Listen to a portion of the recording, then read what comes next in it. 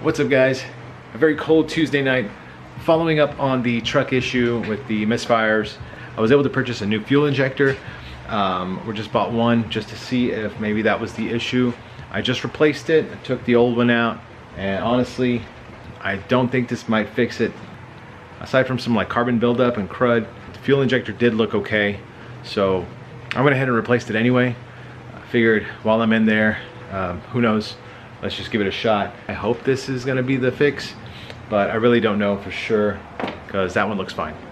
Only thing we can do right now is put it back together and start her up and just see what happens. I would take it for a test drive, but the weather's just horrible right now. In case you know, they predicted snow today, and we didn't get snow, but we got a lot of crappy weather. So when you're doing a job like this, pull the fuse for the fuel pump relay, just to get all the fuel out of the system. There's still going to be fuel in there. I found that out real quick. So there's still fuel in there. Just be quick on swapping out the injectors. Really simple job. Basic hand tools, you can get in there if you know what you're doing, no problem. So new fuel injector installed in cylinder 3. Hopefully this stops the misfire in cylinder 3, and if not, then we're gonna have to just try and see what else it could be. Put all this lovely plastic from Dodge back inside, and we'll give it a go. It's been raining all day. Okay.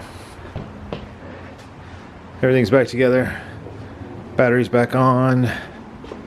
Fuses are good. Put the fuse back in. Let's make sure we didn't leave any tools anywhere.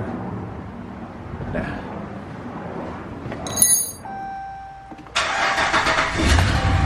Oh.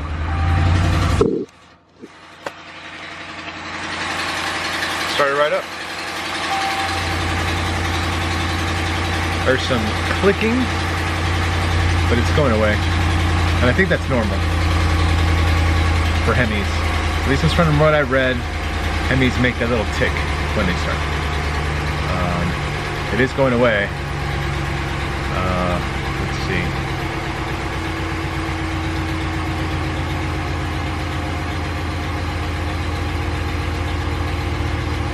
Letting it idle. Let me double check my work, make sure there's nothing spewing anywhere.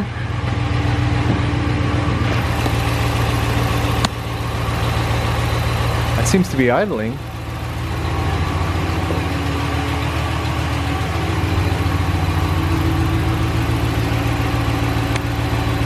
Alright.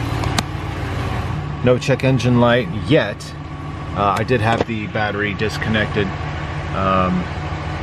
Let's see if we can hear it hesitating. Let me give it a little gas.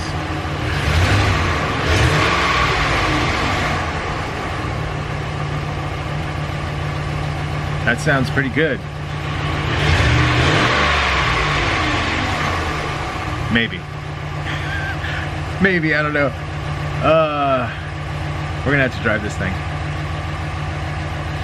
I'm gonna have to drive this thing. I don't know. I know.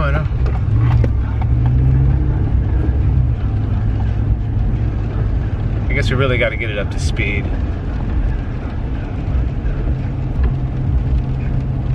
Again, no check engine light yet, although I do feel it's coming. But I don't know. We're gonna have to figure out something else. I'll test drive it again tomorrow, and we'll figure out what we can do. But at this point, I think we might have to take it to a shop to get some sort of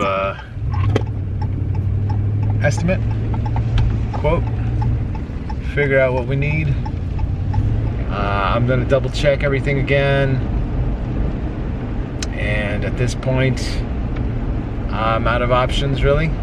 Those are pretty much some simple repairs. So we definitely rolled out everything else that we could have been able to roll out.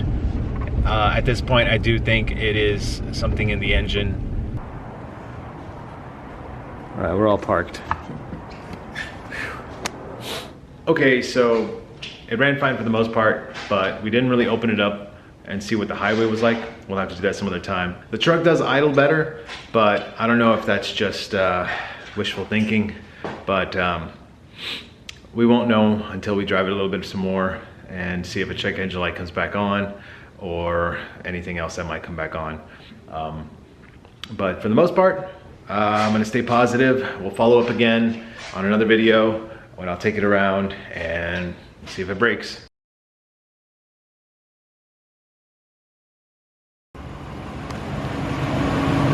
All right, guys, so we're doing a follow-up on the truck. Started her up today just to see if I could take her around the block, see what it does. And pretty much before I could even do that, we got to check engine light.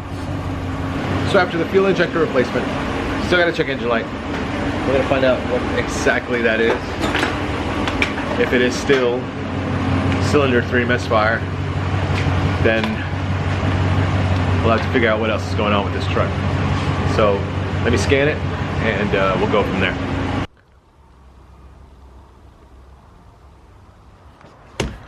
Okay, so as you saw, cylinder 3 misfire again. So not the fuel injectors, not the coil packs, not the spark plugs. So at this point, we're gonna have to check to see if the lifters are bad. So basically what would happen is you would remove the valve cover. If you search on YouTube, you can find a couple of videos that they actually do it. They remove the valve cover and they test the lifters to see if they're lifting. We might have to do that on this truck here just to see if maybe that's the situation. Basically, if the lifters are bad and we'd have to replace those, we'd have to pretty much remove a lot of stuff.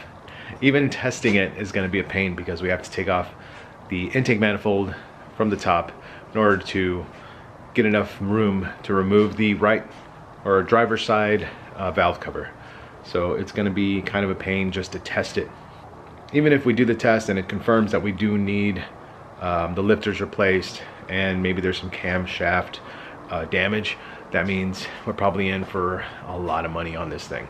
At this point, I think we're probably going to be looking up options on replacing it or basically selling the truck instead. We put a lot of miles on it. It's done a lot of good for us. Took it everywhere, drove it like hell, so maybe it's just time we let it go and part ways. Yes, it's fixable. Anything's fixable if you have the time and the money to do it, but sometimes you just got to cut your losses, and this might be one of those situations. I'll dig a little bit more deeper, but I know you guys are probably looking for a solution if you have this issue, and yeah, I'm sorry, I'm just as confused as you are. If there's anybody in the comments who knows maybe what it could be, maybe if it's something I missed, let me know, because check coil packs, check plugs, check fuel injectors, everything is looking good, but we still have a misfire. I don't know, I'm gonna keep looking up stuff. We'll find out what I do with the truck on the next episode of Joel's Driveway, so stay tuned, subscribe if you haven't. There's more stuff coming. I'll see you in the next one. Peace, guys.